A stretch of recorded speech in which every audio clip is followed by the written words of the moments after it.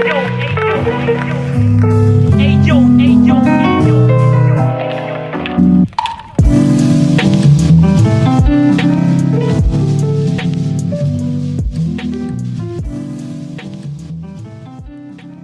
project is a no-profit foundation about visual art and photography. If you want to help us, just drop a donation on buymeacoffee.com/BerlinExplorer. Welcome to 15 Minutes of Experience. Today I'm with Bob Greco from Iscar, and welcome, Bob. Hey, how's it going? Good, good. And you? I'm doing great. So where Thank are you you for having me. Yeah, it's really a pleasure. Where are you going right now? Oh, I'm on my way to work. I work at Photodom, which is a all analog film camera store. Yeah. Mm-hmm.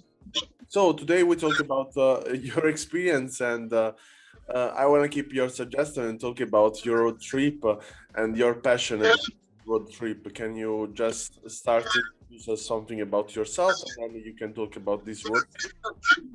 Sure, absolutely. So I started shooting photography about 2 years ago, August of 2019, and it started with a Polaroid camera that I bought at a garage sale in like 2013. And it sat in my room for the longest time as like a decoration. And one day I just picked it up and I was like, I wonder if this thing works. I wonder what pictures it took in its past and will it take any in its future.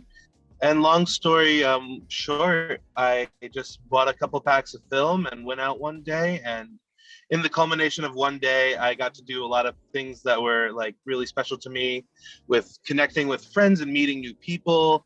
And also I really love live concert photography. So like just being able to shoot some pictures at a live show and then meeting some new friends afterwards and being able to create this moment in this story, and to be able to share these stories through photographs and tangible memories, something really sparked with me. So Polaroid is just something that's been really special in my journey and what I shoot primarily. I also do 35 millimeter and some the peel apart film, pack film, which has been a lot of fun too.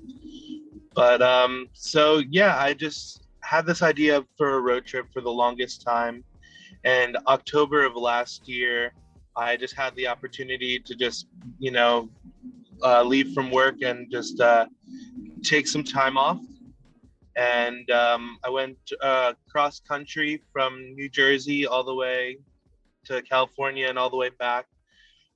For a month and a half, I, went to like 10 or 15 major cities and 10 national parks and a couple beaches in different areas, and just got to take some beautiful pictures and Polaroids of the country and kind of just explore myself and explore, my art and my photography. And one of the best parts was that I actually met up with 14 other Polaroid photographers within my road trip, just through the connection of social media and Instagram. So just being able to meet up with all these different photographers ranging in, age and race and, skill set and experience, and just being able to like see from their eye and see from their perspective as well was just really cool to make friends along that way. And that was a really great experience. Yeah, so It's quite impressive. It's quite impressive that you started in the 2019 to shoot picture. It's you have a ton of Polaroid. I can imagine that was also something quite expensive, no? yeah, it definitely adds up. Polaroid is definitely not very cheap to come by, but in doing so, with creating my passion, people recognize passion and art, and it's been really outstanding to see the support that I get for shooting my Polaroids. It didn't happen right away, but from time to time, I've been able to either work with people and give away my art, and then have them support my art as well. And the money always comes back. really struggling for a long time. I was out of work with the pandemic, and I was working as a bartender and a server, and I really just, it took a toll on me mentally. And I was like, I'm willing to just take the sacrifice of not working, not even worry about like collecting unemployment, but just going out. And I was shooting Polaroids on the streets in New York City for about 2 or 3 months. I would have I had Instax wide, and I had my regular Polaroid camera, my SLR 680, and I also had the peel apart camera, the peel apart film, which has been a treat. And that stuff is really expensive. So pretty much what I was doing was I was walking around the streets of New York City, and anyone who caught my eye, I just stopped them and talked to them and told them what I was doing. And I sold portraits to make my money back. So it was a really great way to you know create my art and practice my art, and also just be able to make some money back on the film and share my art with other people. So it's sometimes tricky to give away Polaroids because it's a one and done kind of thing, but um, just the ability to know that this Polaroid is gonna mean something to somebody down the line potentially, instead of just sitting in my shoebox of archives. It kind of works out both ways. There's definitely Polaroids that I love to keep and I have that I keep, but at the same time, just being able to give away this tangible object in such a digital age that we live in is it really does something for my art as well. Yeah, that's quite impressive. I like that. And I want to ask you, there was some particular experience during this road trip that touched you definitely deeper. Yeah, absolutely. There's a lot of really crazy small world experiences. So my one friend that I met up with in Boston, I met up with three Polaroid photographers, my friends Pat, Peter, and James. And James has this really awesome technique where he puts a transparency overlay inside of the pack of film before he inserts it into the camera.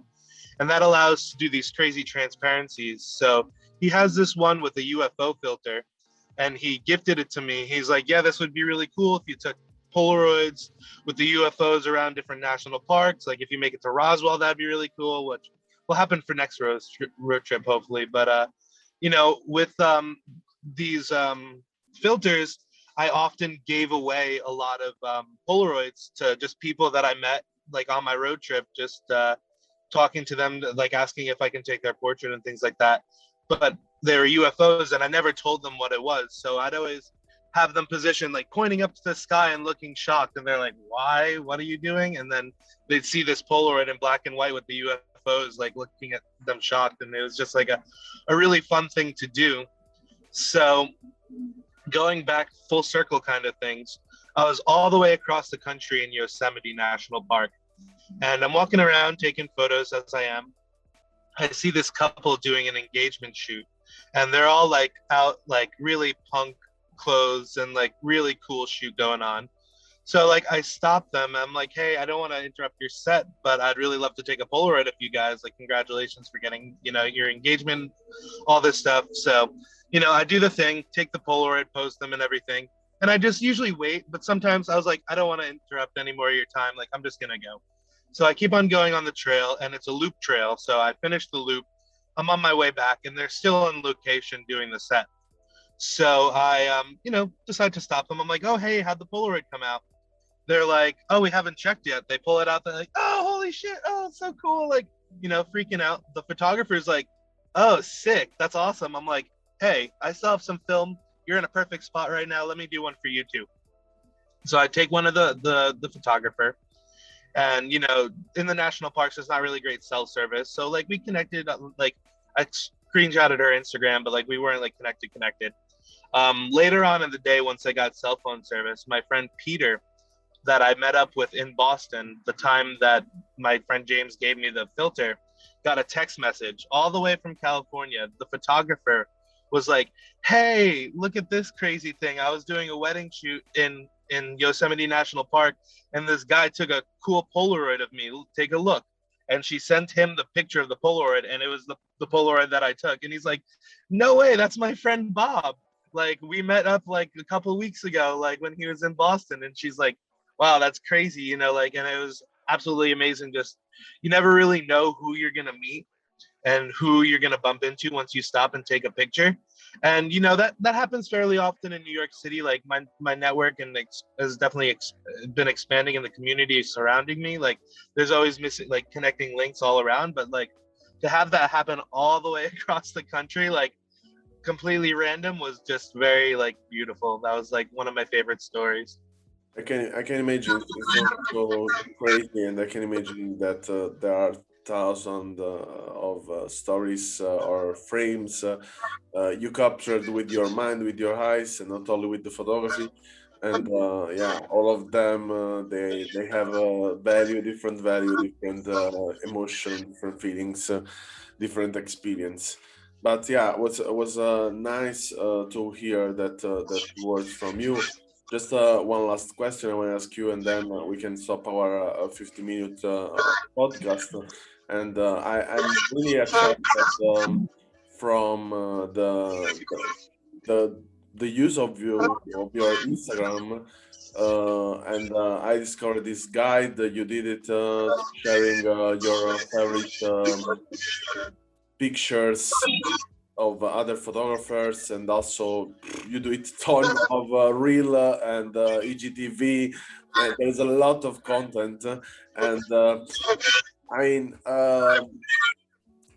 what I'm curious to know about do you do that stuff with the impulse, or just or you prepare that stuff, and what is the connection you have around your community? Yeah, so it's been a beautiful thing, if it wasn't for this Polaroid community that I found on Instagram, I don't know where my photography would really be. It's really hard sometimes in the art world to find people that are so supportive and creative and willing to share their thoughts and ideas with you, their techniques. In a lot of art circles that I've found, there's a lot of gatekeeping. Nobody really wants to share their ideas. But within the Polaroid community, I had that initial curiosity when I was taking photos, and just to have that community around to share their ideas and like techniques, and like, oh, this is how you do that. This is how you pull off this. Oh, this is like something that I did to make this effect, and just to be able to be inspired, but then put out my work as well, and to be able to inspire others as well, is just so, it's such a beautiful, feeling that I love to try to create. As much as I'm inspired by other people, like the fact that I'm able to inspire others, it's a really great thing. And, hopefully that inspires others to go out and inspire others and be inspired, and just create that circle of just love and compassion throughout a community. And yeah, so I've been a little slacking on my content.